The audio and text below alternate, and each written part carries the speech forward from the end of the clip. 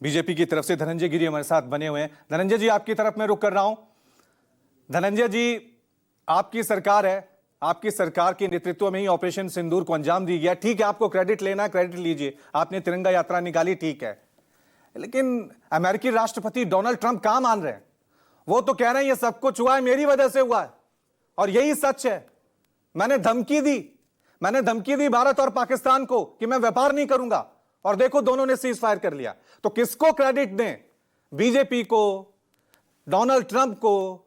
अब कांग्रेस भी कह रही है कि हम भी जय हिंद सभा निकालेंगे। रवि जी, सबसे पहली बात, जो आप तिरंगा यात्रा की बात कर रहे हैं, हम तिरंगा के बारे में मानते हैं कि तिरंगा वीरता का रौ, शौर्यपूर्ण प्रदर्शन का गौरव, आत्माभिमान का पराक्रम है। ये परचम है हमारा तिरंगा, देश के स्वाभिमान, निरंतर प्रगति की पहचान है तिरंगा। तिरंगा समत्व है, राजनीति, तिरंगा उच्चत्व है, तिरंगा राष्ट्र के लिए सर्वस्व उत्कर्ष का परिणाम है।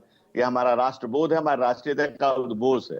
लेकिन जो बात आप कह रहे हैं क्रेडिट की, तो ट्रंप के ट्वीट को चुनावी ट्रंप कार्ड बनाने से बेहतर है कि जो प्रधानमंत्री ने लगातार, और जो तमाम सरकार के नुमाइंदों ने लगातार कहा है, और क्या कहा है कि यह भारतीय सेना का प्रतिम शौर्य और पराक्रम का जो बखान किया गया है, जो हमारी सेना के शौर्य किया है, ये सही बात है कि नेतृत्व किसी व्यक्ति का है। नरेंद्र मोदी के नेतृत्व में आज नेशन नई ऊंचाइयों पर पहुंच रहा है। आज मानवता के मूल्यों को परिभाषित करते निकष पर पहुंचा है नरेंद्र मोदी जी ने, वो विषय है। लेकिन हमारी सेना के शौर्य और पराक्रम की हम लोग पूरी पूरी प्रशंसा कर रहे हैं। और जिस ढंग से हमारी सारी सेनाओं ने, चाहे एयरफोर्स हो, चाहे आर्मी हो, या चाहे हमारी जल सेना हो, सबने अपना अपना पराक्रम दिखाया है। और जिस तरह से हम पाकिस्तान के भीतर वहां तक पहुंचे हैं जहां तक उसने कभी सोचा नहीं होगा। उसके मिलिट्री एयरबेस को तबाह किया गया, उसके पूरे रडार सिस्टम को तबाह किया गया, उनके ड्रोन को इंटरसेप्ट किया गया, और पूरी दुनिया ने, पूरा संसार, आज पूरा विश्व निनादित है भारतीय सेना के शौर्य से। तो बात क्रेडिट लेने की नहीं है, बात उसकी है कि जब सेना को खुली छूट दी गई, जब गोली के बदले गोला दिया गया, जब ऑपरेशन नासूर हुआ तो उसके खिलाफ ऑपरेशन सिंदूर हुआ, और वह स्थगित हुआ है, रोका नहीं गया। धनंजय जी, ये मान लिया, और ये ठीक भी है कि सेना को पूरी छूट दी गई थी सरकार की तरफ से, पूरे देश की तरफ से साथ था सेना का। लेकिन डोनाल्ड ट्रंप को किसने छूट दी है? जब पहला ट्वीट सामने आता है अमेरिकी राष्ट्रपति का, अमेरिका के विदेश मंत्री का, कोई विरोध नहीं, कोई बयान सामने नहीं आया। लगभग 2 दिन बाद भारत सरकार साफ करती है कि नहीं, अमेरिका का कोई रोल ही नहीं है। तो वो छूट तो आपने ही नहीं दी ना उस वक्त।